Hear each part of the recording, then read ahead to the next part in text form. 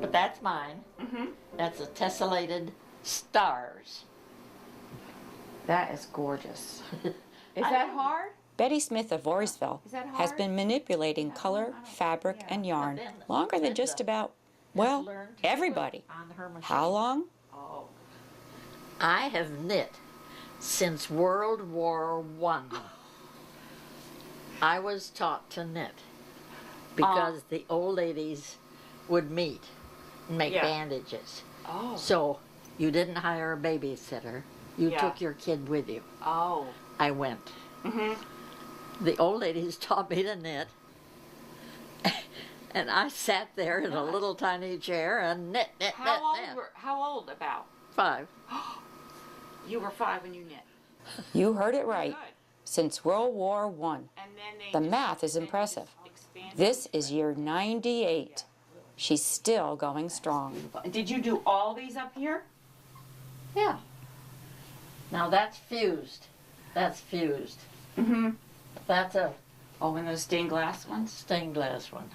I took a class in that. Her considerable skills have been applied to not just quilts, but dolls.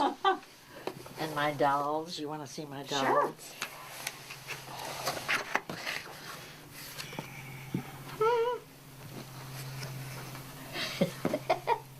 Did you knit this whole thing? I mean, Yep. everything? You did Yep. it all? Yep. Oh, wow. And then she needed slides for her feet. So I You made did them that? up. Oh, So sure. you do knitting too? Oh yes. I knit All knit, that? Knit. Wow. There. After 98 years, Betty has been through quite a bit. It all started back in Ohio. Akron is where they make tires. Oh, yeah. Goodyear, That's et cetera, right. et That's cetera. right. Right. And it's south of Cleveland. Okay, gotcha. The daughter of an Ohio minister, Betty managed to survive the great flu pandemic of 1918, but her older sister did not. Suddenly, Betty was an only child. Yeah. So it's just you left, or did you have any other? Did you no. end up with anybody? Just me left. Just you left. So I was treated as an only child. Right. Yeah. Father adored me. That's good. Oh, it was fun. Was Now this you in begin to Ohio or understand in- the interesting That was chemistry Ohio? of Betty. Through all of life's little trials, she is still laughing, still having fun, still growing, and still sewing. I think there's one. Friend Kathy Connors. There it is. I think it comes from her inner spirit. I think she has had a lot of challenges in life, but she has a positive attitude. And she enjoys life. That's right. Betty has been a longtime member of the Voorheesville Village Quilters. They meet here monthly at the Voorheesville Library. Betty's first experience with quilting was at an adult education course. That's when you really take off. Is when you hit something like Linda O'Connor in a little group doing things like that, and then suddenly it takes off Yes. and it expands. The more it expands, the better it is. Yes, you learn more and more. Yeah. Teaching that course was Linda O'Connor, who has been teaching quilt making for 35 years. Well, Betty is the sort of person that we all look up to. She is a wonderful example to all of us for her life, what she's done and how she's done it. And I think we all feel, really, really happy to know her and, just be part of what she is. Posy one? That's a 4-patch posy. Okay. Oh, Yeah. along there. This is one of the more recent quilts Betty has made. And A riot of colors and geometric patterns. look at the bottom of it. You did this along here. That's really creative. How you Yeah. put in the corner. border some of the, same fabrics. Uh-huh. Was it leftover or was that, Oh, you did it? We just everything's do it. left over. Right. But you, Yeah. but you never throw anything away. Yeah. Well, how small do you go? Yeah, you keep everything? Oh, no. Aren't you allowed to throw away under an inch or inch and a half?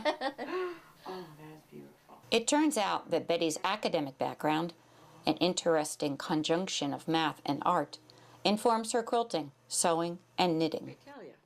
I was a math major in college. I went back to Ohio to college and then came back here, and I got a job at the Girls Academy. It was heaven. Absolute heaven. Teaching geometry at the Girls Academy. 16 years of it. Yeah. And I thoroughly enjoyed every second Really? because I have an art background. Oh. I had a double major in college, art and math. So I played up the art in teaching math. It was so much fun. I taught what an isosceles, I say, now look, when you go to the circus, Yeah. the elephant has this thing he puts his front paws on. And I said, look at it, cross section. It's an isosceles trapezoid. So they knew right then what an isosceles trapezoid was. Equal sides and a trapezoid, two parallel. Right. I'm also in an art group with Betty, quilt art group, and she loves vivid color.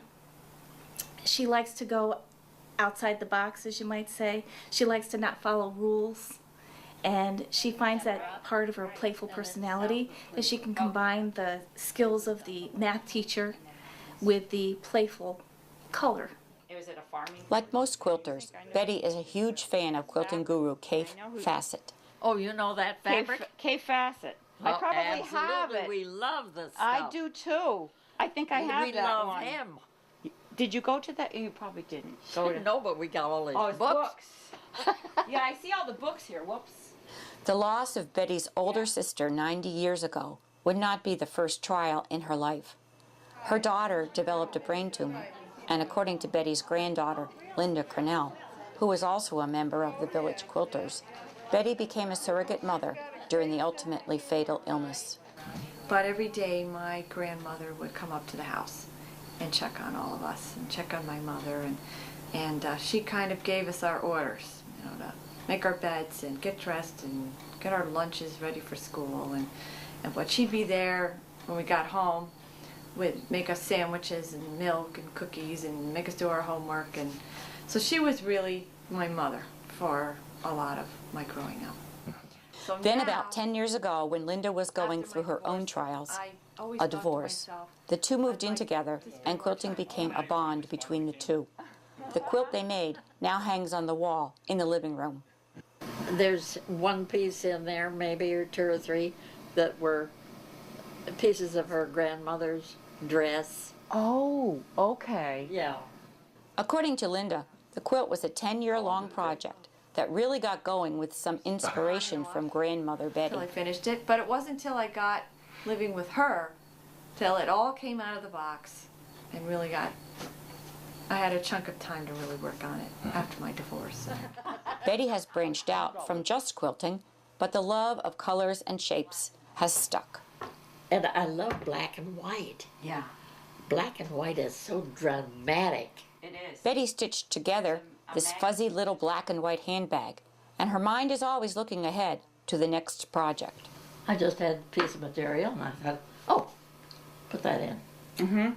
And then, oh, it needs some white, it needs some more straight lines, and it needs some circles. You just do things.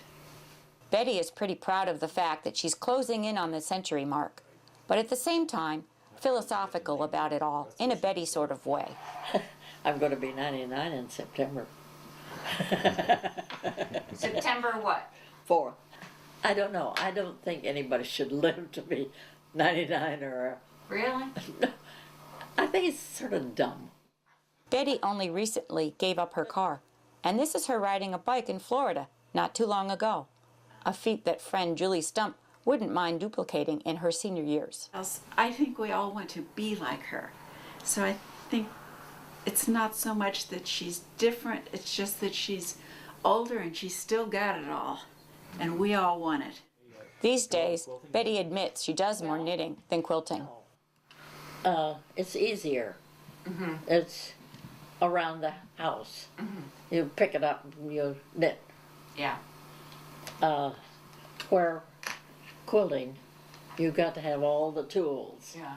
You've got to have it. It takes a lot of time. Yeah. Yeah. She's a terrific lady, very inspirational. I don't want to live to be 99 though. Anything I've learned, it's like, no. But yeah, she's very special. I love her.